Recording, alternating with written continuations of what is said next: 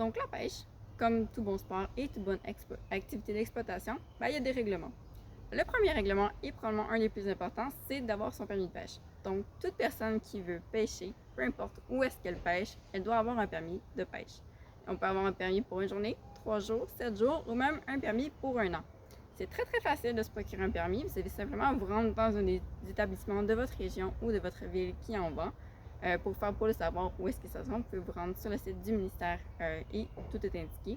Et vous arrivez, vous faites votre demande et en l'espace de très peu de temps, c'est-à-dire quelques minutes, vous devriez normalement avoir votre permis de pêche.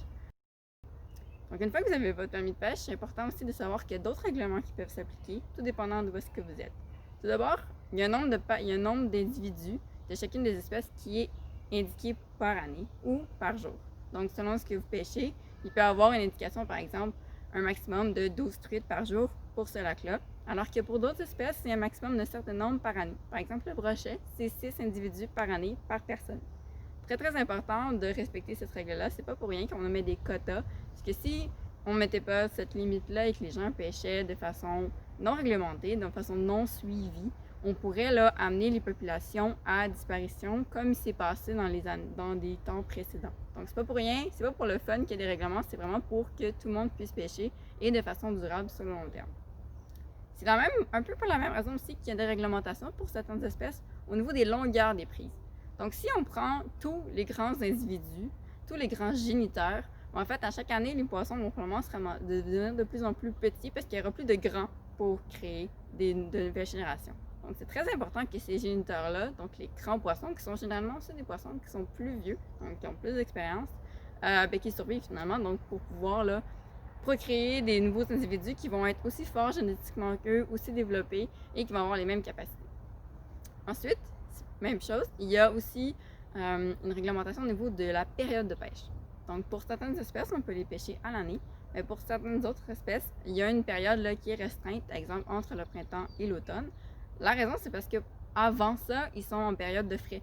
Donc, une période de frai, c'est le moment où les poissons se reproduisent. Donc, c'est sûr que quand les poissons se reproduisent, ils ont plus faim. Donc, ils vont réagir davantage à la pêche. Donc, c'est sûr que c'est plus facile.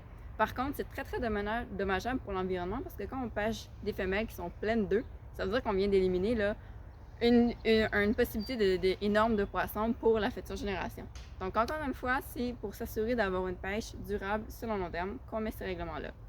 Finalement, un règlement que c'est pas tout le monde qui est au courant, mais qui est quand même très très important aussi, c'est que si vous allez à la pêche sur un bateau à moteur et que la personne qui conduit doit avoir son permis de pêche. En fait, doit avoir son permis d'embarcation, de plaisance. Donc, c'est très très important. C'est un peu comme un permis de voiture. En fait, c'est pas si compliqué que ça à avoir. Ça prend environ un avant-midi, faire un examen et voilà, vous avez votre permis de pêche, votre permis de bateau, pardon, pour la vie. Donc, c'est seulement à faire une fois. Par contre, c'est vraiment important que ça soit réglementé pour que justement les gens qui pourraient contrevenir à certaines réglementations nautiques n'aient plus le droit de conduire par danger pour les autres ou par danger pour l'environnement. Donc, vraiment important, si vous allez à la pêche, vérifiez que la personne qui conduit la chaloupe ou vous-même ayez là un permis d'embarcation, sinon, techniquement, vous êtes illégal. Donc voilà, vous voyez, c'est des petits règlements comme ça qui font qu'en fait, on va pouvoir avoir une pêche durable au Québec, que vos enfants, vos petits-enfants vont pouvoir pêcher et que, en fait, tout le monde va pouvoir profiter de cette belle activité-là. Donc, s'il vous plaît, respectez les règlements, ils sont pas là pour rien. C'est vraiment important pour l'environnement, pour vous, pour tout le monde. Merci!